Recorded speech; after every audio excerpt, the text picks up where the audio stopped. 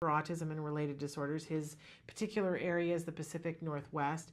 And I was just saying to him during the break, I always think of him as somebody who has a cape, because I think of him as a superhero. I know Edna Moles says no capes, but for Nate, we'll allow capes because he's a particular, he's one of the good guys. Let's say that. So Nate is joining us from one of the Pacific Northwest offices. Where are you coming to us from, Nate? Today I am in our Wilsonville, Oregon office. Fabulous. And you're seeing a picture of Nate up on the screen because we just have him on the phone. And Nate, I was saying to them earlier, I got to spend a lot of time with you about a little over a month and a half ago. I brought my son and we came up, we did some talks and some performances up in the Pacific Northwest. But man, Nate, there's nobody working harder than Nate. I got to say that. And every single parent that I met, Nate, said that you had made a difference for them and for their family. I'm going to get emotional. But I just want to congratulate you on the good work that you're doing and the difference that you're making in a bunch of people's lives. Thank you. I just think it's so critical that Well, these families have what they need. Well, and that's evident in everything that you do. And you guys know, autism parent to autism parent, you can tell how somebody is when you see them with your kid. And Nate was amazing with my kid, and it was the soul of patience. And there were, we were, running around like chickens with our heads cut off, driving from office to office and asking for ridiculous things. Because, so if you're on the road and then you're going to do a talk and then you're going to do a show, sometimes you need ridiculous things like, masking tape and things. We were constantly asking for things, and Nate was like a magician making things happen. So I've asked Nate to come as one of our autism experts this morning and answer a few questions that you guys have sent in. So Nate, I'm going to throw you the first one. The question is, Card is asking that I take my child out of school to come to clinics, but I really don't want my child to miss school. They are behind at school. Taking them out every 2 weeks for a half day isn't going to help. Why is Card pushing for this? And we get this a lot, whether it's Card or another ABA provider, that parents don't want to take their kids out of school. So what would you say to this parent, Nate?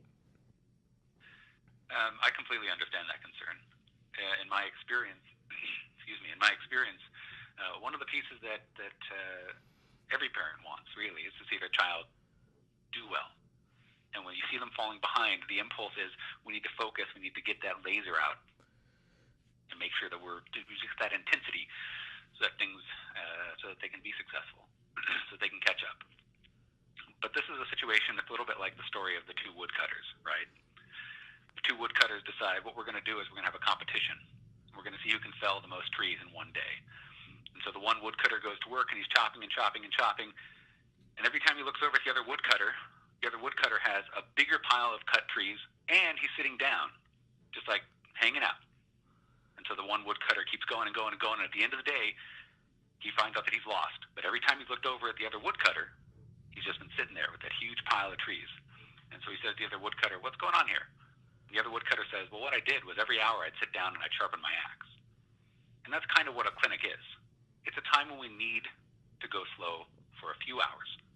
We need to put other things on hold because that's what sharpens our axe. That's what lets us have the most effective therapy.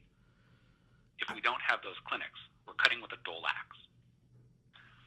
I have never heard anybody talk about it in that way, Nate, and I just got chills because it's such a perfect example of why we need to stop and do the clinics. And I can attest to the fact that I, as a parent, I had to take my child out of school, and it was hard. And the school makes you feel guilty for it. The school makes you feel like you're doing something that's wrong or improper.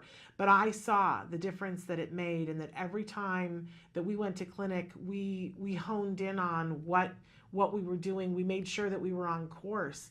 And that made all the difference. That's the reason why my son is in a completely included high school experience where he's at a college prep high school.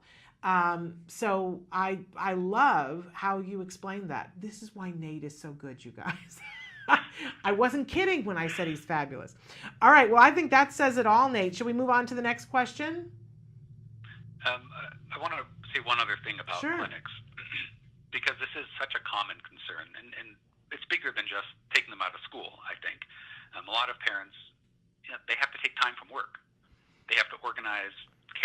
children, whatever it is.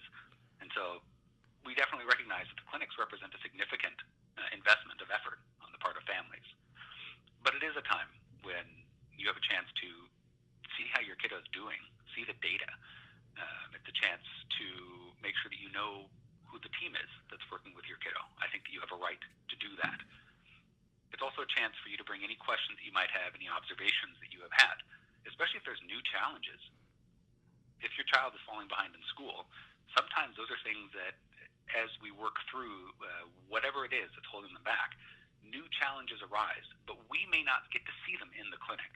So it's also a really important time for you to be able to share what your experience is, what you have heard from teachers, from doctors, from anybody else who has a vested interest in your child's well-being, and make sure that the whole team is on the same page. And many parents are very good about this stuff. I mean, they'll send an email right away or call the supervisor or whatever it is.